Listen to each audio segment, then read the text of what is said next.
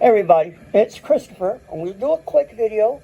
I'm continuing working on the street running scene and started putting in the inserts, the turnouts onto the switch that I am going to put. And I noticed they get not quite fit right.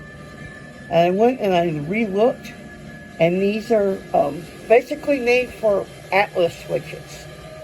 So, I'm pretty much going to have to modify them. I've already modified this middle piece.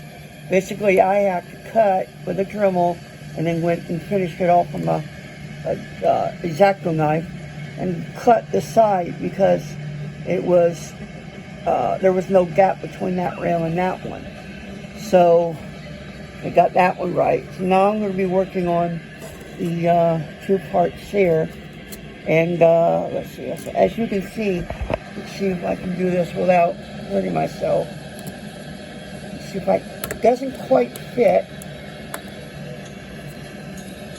It's in, but it doesn't fit the guardrails, and it goes over there. So, and it's kind of a big gap here. So I'm not quite sure what I'm going to do. I might end up pushing this. Oh, there's my finger. I'm going to push this probably further this way and modify it to fit. It'll take some work, but I'll get her done.